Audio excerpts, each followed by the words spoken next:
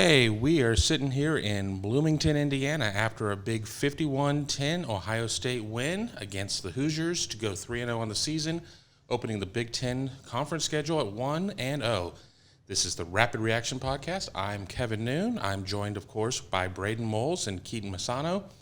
And a lot of people are making faces at us from outside, but let's get right to it. I mean, the Buckeyes came out and they were very sharp today. They maybe a little bit of a slow start, but beyond that, I mean, the final score sure is impressive. Why don't you jump in with that, Braden? So, not to brag, but I did predict a 48-10 Ohio State victory, so I was not far off with this mark. So, Ohio State has looked very impressive through the first two games of the season. Obviously, looked impressive today. I don't know what team is going to stop them at this point. They've looked good in every single aspect of the game, offense, defense, special teams. I mean, Chris Olave going out there and blocking punts. So I really just don't know when this team is going to, face some actual challenge. I don't know when they're going to be tested. It's going to happen this season, but just based on, where looking ahead of their schedule, whether that's Nebraska, Michigan State, Penn State, whatever it may be, I don't know when this team is going to be challenged, but when they are challenged, I think they may still come out on top. And I think this was kind of the first game where we really got to see the toughness that Day has been preaching all offseason and through the first 2 weeks and now into the third week. Just lining up under center, handing the ball off to J.K. Dobbins, who had a monster game, and just watching the offensive line work. The offensive line dominated. The defensive line dominated. Chase Young had a big game, and then just the way the defense flies around now, and they got the turnover, they got the touchdown that we've been hearing about in the offseason. So just all around a great game for Ohio State. That's 2 straight games where they played a complete game, and just going forward, trying to continue that. Yeah, I think the people were a little concerned after the first quarter with it being 7-3, even though Ohio State largely outplayed Indiana in that first frame. And then, they go and hit a 23-point frame and a 21-point frame, and before you know it, all the Indiana sections are more or less empty, and the OHIO chant is going around the stadium, and it just seemed like business as usual for them. But let's jump right into probably one of the biggest things that stands out is the running game. You sit there and you look at the numbers. J.K. Dobbins, 22 carries, $193. He had a touchdown, 8.8 yards per carry. Master Teague, 10 carries for $106. He had a good touchdown, 10.6 yards per carry. What were your thoughts on the run game there, Braden? So I touched on this a bit in our immediate What We Learned column that came out right after the game, but I think we're starting to look at the final realized version of J.K. Dobbins, what the coaching staff has wanted to build him into. He has become a dominant runner. He's seeing the field well. The line is opening up holes for him, but, he's creating his own plays, throwing stiff arms and fighting through contact. I mean, this is the ultimate version of J.K. Dobbins. This is what we've wanted to see out of him for years. And then going to what we've now have to assume is his backup and Master Teague. I mean, he had a great game, setting a career high in rushing yards. Similar to Dobbins, able to fight through contact. The coaching staff has been very impressed with him lately. So I think going forward, you're going to see him getting a lot more carries. And what stood out to me was just the physicality of the running and just the versatility of it. I mean, you got Dobbins who can just throw tacklers off of him, just move the pile a couple of extra yards. He can do that, but he can also break the big run. Got a 56-yarder, then had the 26-yard touchdown run. But just even Master Teague, I mean, we thought coming into his career is just going to be more of a power back just to complement Dobbins, but he can play well in the secondary too, just in the second level, and just break off some bigger runs. So I think the versatility of the running backs, and then obviously you can't talk about the running game without talking about the offensive line play. And the offensive line played very well, and that's just going to be a strength for Ohio State going forward.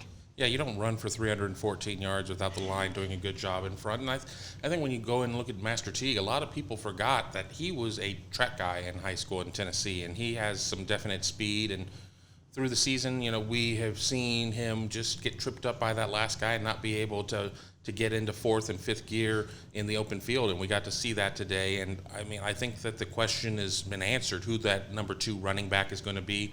DeMario McCall's been a vital guy in the return game. I think he can do a little bit more stuff in that H position, even though that I don't know if anybody truly looks at the H position the same way as each other. I mean, you have KJ Hill out there playing the H, and he doesn't necessarily look like what you would expect an H with like a Jalen Gill or obviously a DeMario McCall or somebody like that would do.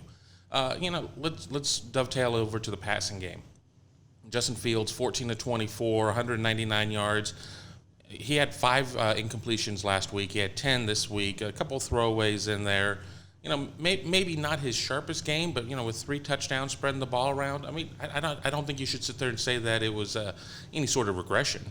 I'd agree. I mean, this was a slightly subdued performance from Fields going off his explosive first couple of games. But I mean, going into this road atmosphere, now I will say it was a pretty decent split between Ohio State fans and Indiana fans. But going into a road Big Ten game atmosphere, you may have some jitters going into the game. Obviously, he was a little off at the beginning, but as he got into the groove of things, got into the flow with his receivers, especially Chris Olave, I think he was definitely able to step his game up. And Day did say that something they'll have to work on is those deep balls, which was apparent. He missed a couple of those in the second half, but all of that will come with time.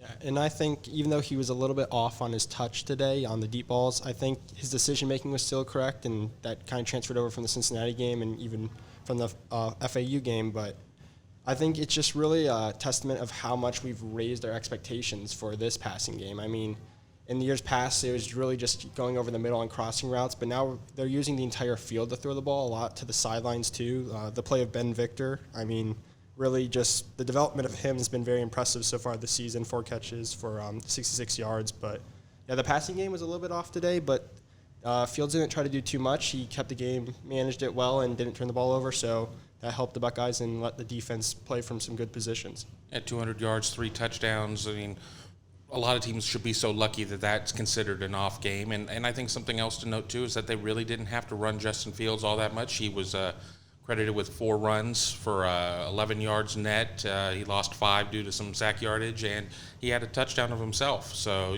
that's, all pretty exciting. We're going to turn our attention to the defense here in a second, but we're going to first go to a word from our sponsor. Egg Water Conditioning has been treating well in city water in Central Ohio with American-made water filtration products for over 60 years. Have a water quality problem? The water treatment experts at Hague know how to solve it. Not sure if your water softener is working? They will test, inspect, and sanitize any brand of water softener for only $20. Schedule a system checkup or water test today by calling 614-836-2195 or visit them online at HagueH2O.com. That's HagueH2O.com. Now we're turning to the defensive side of the ball, and I think that everybody who watches the game may have somebody different who kind of stands out for them. Obviously Chase Young had a couple of sacks in the game. Damon Arnett had a 96-yard pick 6. I mean, there were guys out there that were just flying around. Pete Werner made some big plays. Jeffrey Okuda looked good. There was a lot of stuff going on. What stands out most to you about the defense, Braden? I think by far Chase Young has made the most impact. I mean, it is a horrifying thought for the rest of the Big Ten that it seems that Chase Young is actually still getting better. Starting at 1.5 sacks against Florida Atlantic and Cincinnati, 2 sacks against Indiana. He is playing on easy mode right now. I mean, he is getting to the quarterback easier than maybe anybody in college football right now. So, I mean, it's incredible watching him play. Yeah, and then really outside of that double pass, the defense was in the right position on every single play. They tackled well, which has been becoming a theme, which wasn't a theme last season.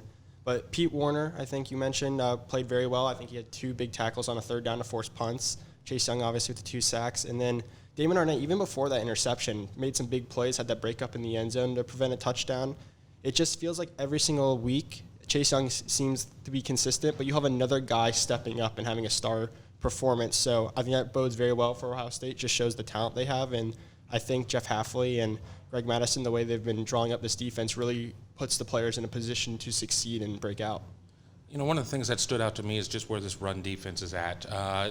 After the Cincinnati game and they were able to shut down Michael Warren, was that a case of maybe Warren wasn't ready? What was going on with that? Tavion Thomas had a little success, but they were able to force a fumble in the end zone at the end of the game to preserve the shutout. Look at this game, 31 carries for 42 yards. Stevie Scott, 6 carries for 9 yards. Samson James ends up being, tied for the leading rusher with 4 yards. He was a one-time Ohio State committed running back. Peyton Ramsey, 14 carries for 14 yards. They did a really good job of stopping the run, and that's for as much as everybody talks about, the best in America for the defensive backs and everything. Ohio State has really made its bones as a team that can stop the run.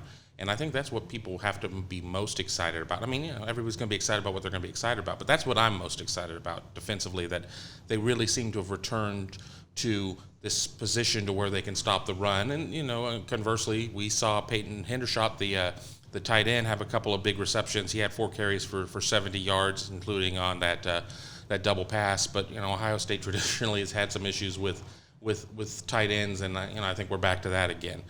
So, as we record this, the 3:30 games are still kind of going on. We don't have all the scores in front of us, but maybe not the best day for the Big Ten. Maryland comes back down to earth. Penn State really struggles with Pitt in that game. They end up winning 17-10. Illinois drops a game to a much inferior opponent.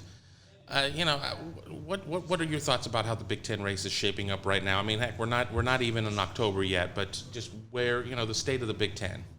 I think clearly right now the big dogs are Ohio State and Michigan. Then everybody else is a tier below that. I think Maryland was looking strong. They had the obvious gaffe against Temple today, so we'll see how they turn out here soon. And then with Penn State, it took some coaching malpractice by Pitt to even really give Penn State the confident win at the end of the game, missing a 1-yard field goal at the 1-yard line for Pitt with only a couple minutes remaining in the game. So, you'd like to see Penn State win that game by more, and you'd like to see Maryland win their game against Temple. Yeah, and I think it's just crucial that we don't overreact about this week. I mean, Maryland had 2 great weeks, and I think when a team's on the rise, it's hard to just make the huge step and become the contender. I think right now, they're a very good offense with a good defense, and that will have the threat to beat teams. They have Penn State at home. Will be a big game for them, can really announce their presence on the national stage. And then with Penn State, I think there's some games each year that you have to win ugly, a rivalry game. That game's going to be tight.